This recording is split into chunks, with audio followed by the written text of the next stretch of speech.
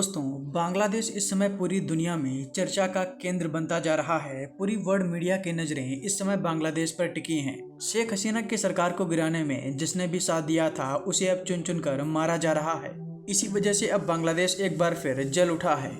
बांग्लादेश में जो media houses हैं उनको आग के हवाले कर दिया गया है। मैंने आपको अभी 3 दिन पहले एक वीडियो में बताया था कि बांग्लादेश में एक व्यक्ति है, इसको किसी अज्ञात हमलावरों ने गोली मार दी है और वो इस समय अस्पताल में भर्ती है। लेकिन अब जानकारी मिली है कि इस व्यक्ति की मौत हो गई है। इसकी मौत की खबर सुनते ही बांग्लादेश में बहुत बड़े लेवल पर लोग सड़क पर उतर आए हैं और लगातार वो भारत विरोधी नारे लगा रहे हैं। लेकिन अब सवाल ये कि जिस व्यक्ति की मौत हो गई है वो है कौन, भारत से इसका क्या कनेक्शन है, बांग्लादेश की सरकार इसको लेकर भारत से क्यों भिड़ी हुई है और बांग्लादेश में लोगों ने अपने देश की मीडिया को आग के हवाले क्यों कर दिया। आइए आपको इस वीडियो में विस्तार में पूरी जानकारी देते हैं। देखिए, बांग्लादेश में एक व्यक्ति है जिसका नाम है शरीफ ओस्मान हादी। ये भारत और शेख हसीना का बड़ा विरोधी रहा है।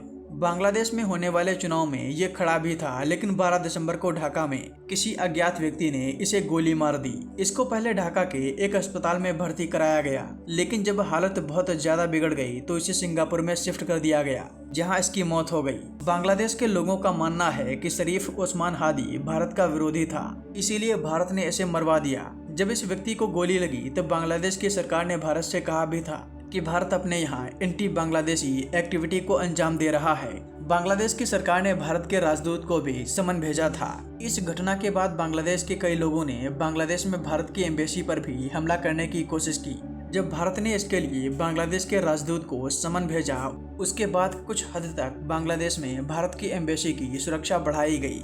भारत ने हालात को बिगड़ते देख अपना वीजा विभाग बांग्लादेश में बंद कर दिया है। शरीफ ओस्मान हादी की मौत के बाद हालात बहुत ज्यादा खराब हो गए हैं। भारत के खिलाफ बांग्लादेश में काफी बड़े लेवल पर प्रोटेस्ट हो रहे हैं। बांग्लादेश के लोगों ने अपने देश के मीडिया के दफ्तरों में आग लगा दी है, क्योंकि इन लोगों का कहना है कि ये चैनल्स भारत और शेख हसीना को सपोर्ट करते हैं। बांग्लादेश में जो स्थिति है उसे देखकर ऐसा लगता है कि यहाँ पर लंबे समय तक भारत को नुकसान पहुँचाने की कोशिश होती रहेगी, क्योंकि जब देश की जनता किसी देश से नाराज होती है तो संबंध लंबे समय तक खराब रहते हैं।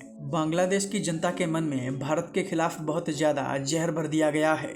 जब कनाडा के साथ भारत के संबंध खराब हुए थे तब वहां की सरकार की वजह से हुए थे। जैसे ही सरकार बदली संबंध फिर से सही हो गए, लेकिन बांग्लादेश में सरकार और जनता दोनों ही भारत के खिलाफ हैं। बांग्लादेश में इस समय भारत के 7 पूर्वी राज्यों पर कब्जा करने की बात चल रही है और ये कहा जा रहा है कि अगर हमने भारत के चिकन नेक, जो 22 किलोमीटर का एक गलियारा है, उस पर कब्जा कर लिया तो भारत के 7 राज्य हमारे हो जाएंगे। लेकिन इन मूर्खों को ये नहीं पता है कि भारत ने अगर इन पर 3 तरफ से हमला कर दिया तो इनका अस्तित्व ही खतरे में आ जाएगा।